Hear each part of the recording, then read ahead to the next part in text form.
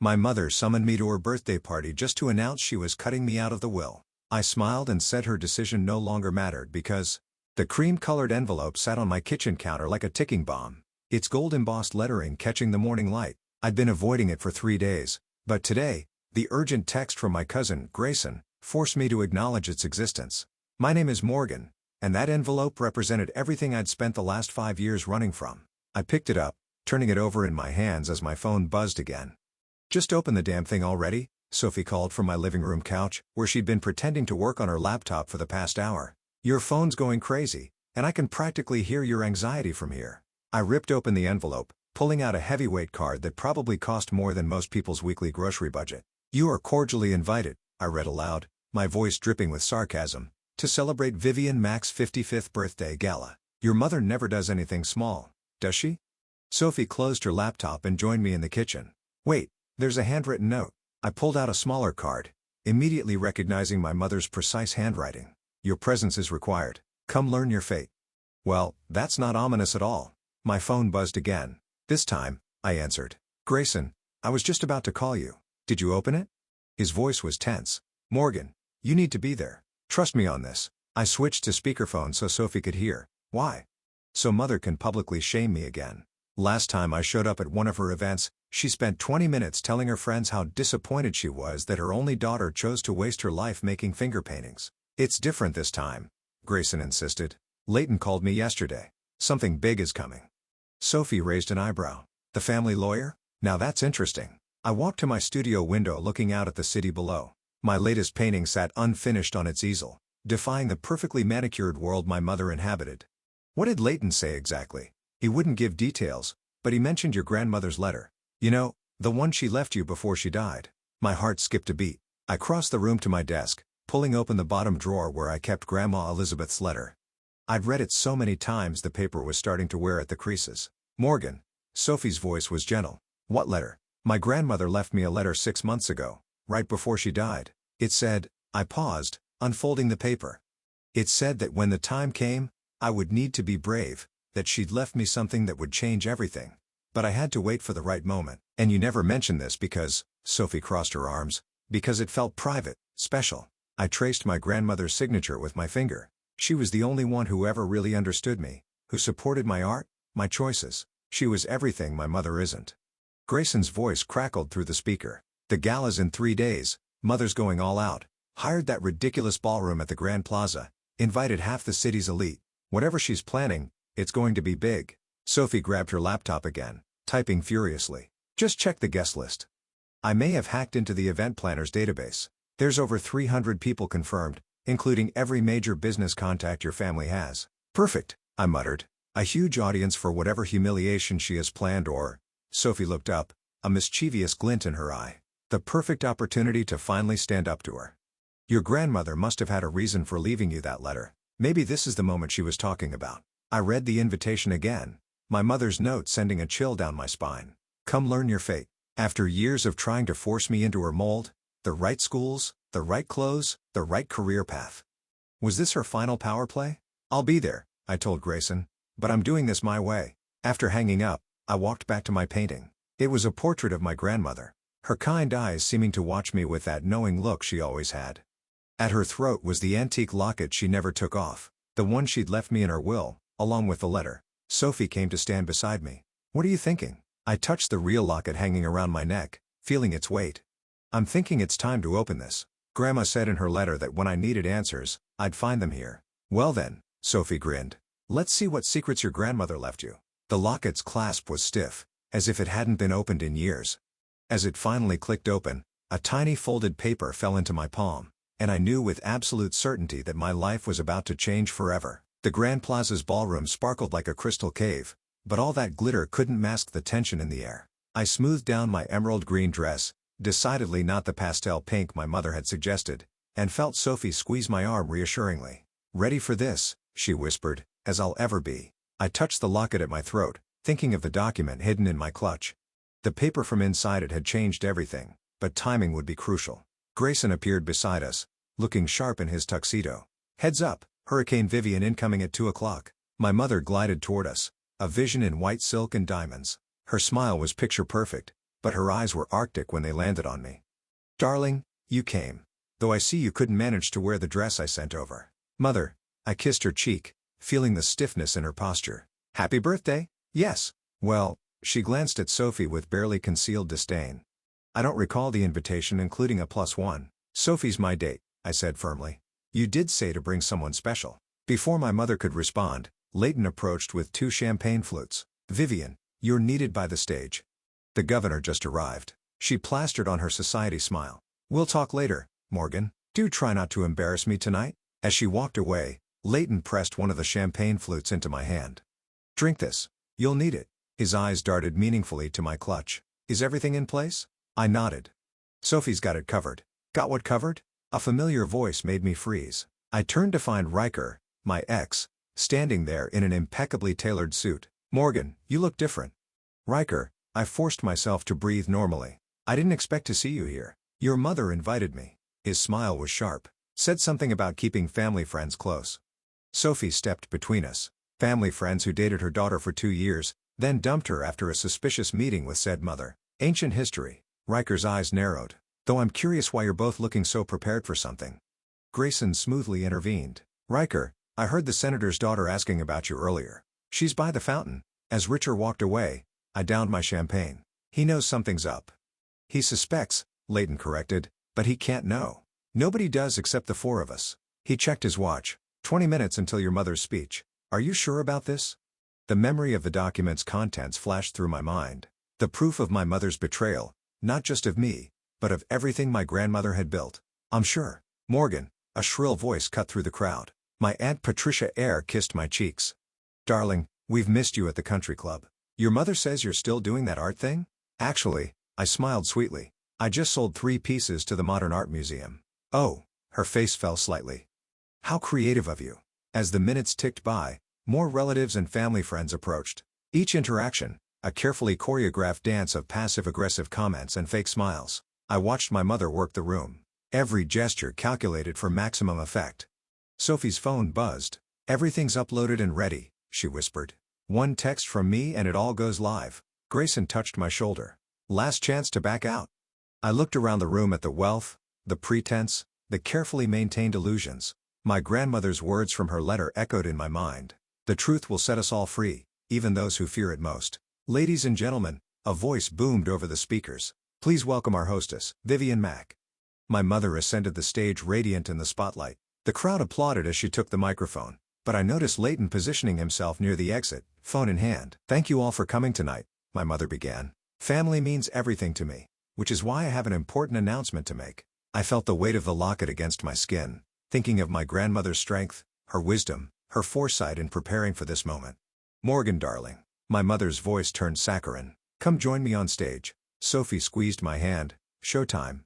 As I walked toward the stage, phone notifications began pinging throughout the room. I saw my mother's eyes flick to her phone on the podium, then widen in horror. The truth was already spreading pixel by pixel, screen by screen. I took my place beside her, feeling stronger with each step. The spotlight was harsh, but I didn't flinch.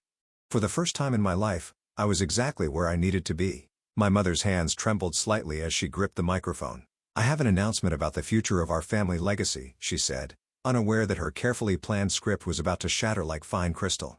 "As you all know," my mother continued, her voice carrying across the now quieting ballroom, "legacy is everything. Our family has always stood for excellence, tradition," and she paused as more phones chimed. Her own screen lit up again, and I saw her jaw clench. "Is something wrong, Mother?" I asked innocently, loud enough for the microphone to catch. She shot me a warning look before plastering on her signature smile. "As I was saying, today I'm announcing some changes to our family's future. Morgan, my only daughter, has chosen a path." That more notifications pinged throughout the room. Murmurs started rising from the crowd. "Oh my God," someone gasped. "Is this real? Have you seen these documents?" My mother's hand tightened on the microphone. "If I could have everyone's attention, please." These interruptions are quite rude, but the murmurs grew louder. I saw Riker staring at his phone, his face pale. Aunt Patricia was frantically whispering to her husband. The governor was already heading for the exit. "Mother," I said clearly into the microphone, "maybe you should check your phone. There seems to be some interesting news breaking." She glanced at her screen again, and this time the color drained from her face. This is obviously some sort of hack." a mistake. No mistake. I pulled the original document from my clutch. I have the proof right here. Grandmother's signature, your signature, dated 15 years ago.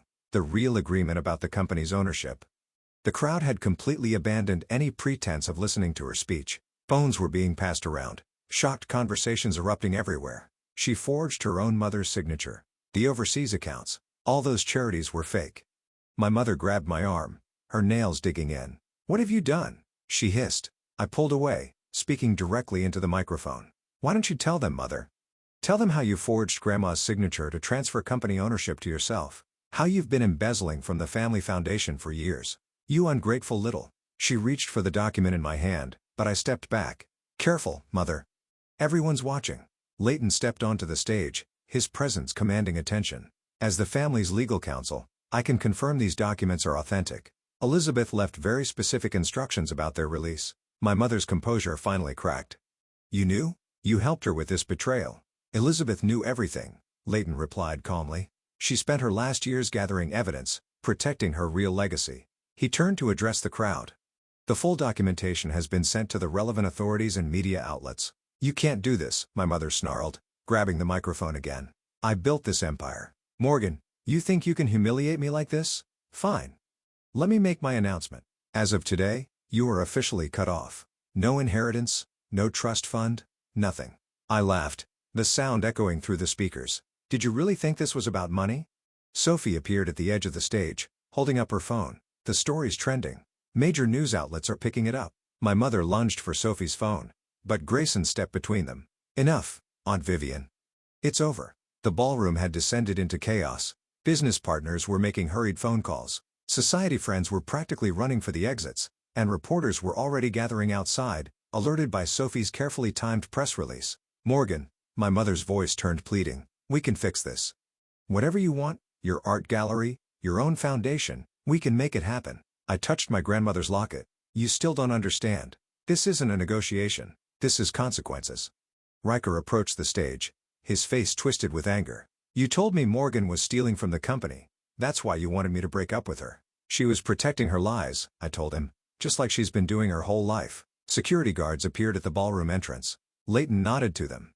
"They're here to secure the premises and any remaining documents, standard procedure in fraud cases." My mother's face hardened into a mask of fury. "You'll regret this, all of you." She turned to the scattered crowd. "This is a misunderstanding. My daughter is disturbed. She's always been jealous, but no one was listening anymore. Her carefully curated audience was deserting her, along with her carefully curated reality." I stepped away from the microphone, my part done. As security approached the stage, I felt a strange mixture of triumph and sadness. This wasn't just revenge, it was liberation. "Morgan," Grayson called, "the press wants a statement." I touched the locket one last time, thinking of my grandmother's words. "The truth isn't always pretty, but it's always powerful." Taking a deep breath, I headed toward the ballroom doors, leaving my mother's crumbling empire behind. The real story was just beginning. Camera flashes exploded as I stepped into the hotel lobby. Sophie flanked my left side, Grace in my right, as reporters shouted questions from behind the security line. "Miss Mack, can you confirm the allegations against your mother? What prompted you to come forward now? Is it true the fraud extends to international accounts?" Before I could respond, Leighton appeared with two stern-looking individuals in suits. "Miss Morgan, these are Agents Carter and Rodriguez from the Financial Crimes Unit. They need to speak with you immediately." We were escorted to a private conference room away from the chaos. Through the glass walls, I could see my mother being led out by security, her perfect makeup now streaked with tears and rage. "Miss Morgan," Agent Carter began, "we've been investigating your mother's financial activities for months, but couldn't build a solid case without internal documentation. What you've provided changes everything." "There's more," Grayson interrupted, pulling out his phone.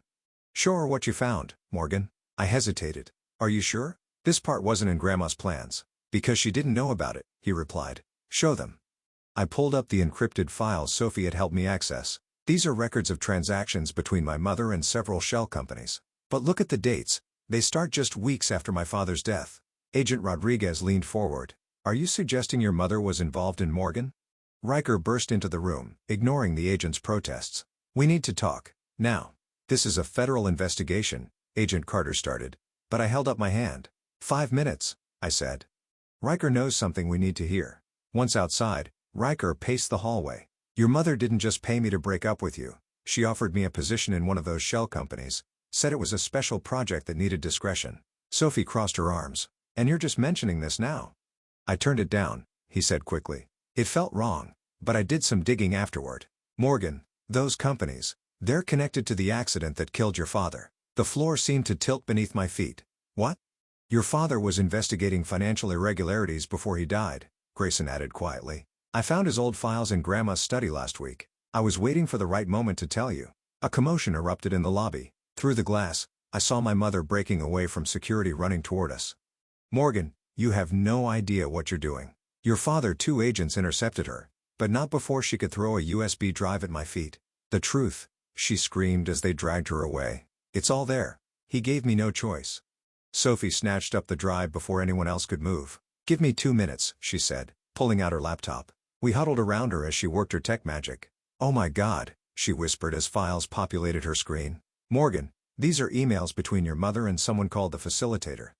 They're discussing your father's removal. The room spun. Grayson grabbed my arm to steady me. She had him killed, I whispered, because he was going to expose her. Agents, Leighton called from the doorway.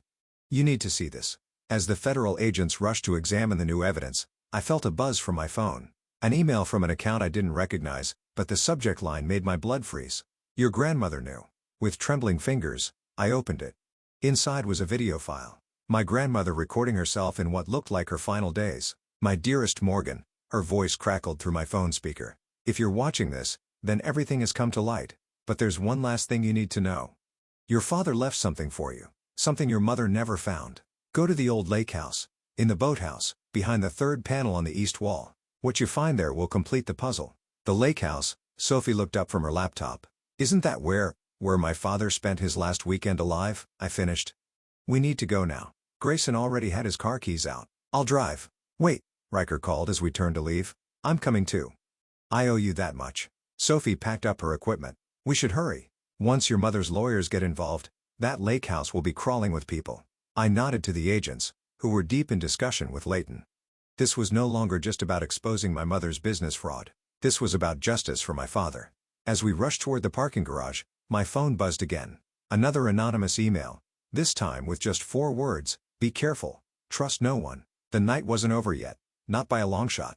The lake house loomed before us, a dark silhouette against the midnight sky. Rain pelted the windshield as Grayson killed the engine, plunging us into silence broken only by distant thunder. Security systems disabled, Sophie announced from the back seat, closing her laptop. We've got 20 minutes before it resets. I still think we should have told the agents, Riker muttered, but followed as we rushed through the rain toward the boathouse. The old structure creaked in the wind, smelling of damp wood and forgotten summers. I flicked on my phone's flashlight, illuminating cobwebs and old fishing gear. 3rd panel, east wall, Grayson reminded me, already running his hands along the wooden siding. Here, this one's loose. Together we pried it free, revealing a small cavity. Inside sat a waterproof document case undisturbed for years. Morgan, Sophie's urgent whisper cut through the darkness. Car coming up the drive. Quick, get that case open, Riker urged, peering through a grimy window. My hand shook as I worked the combination lock. My birth date, just as I'd guessed. Inside, I found a USB drive, several folders of documents, and a letter addressed to me in my father's handwriting. Headlights swept across the boathouse walls. We need to move, Grayson hissed. Now. Back door, I whispered, grabbing the case.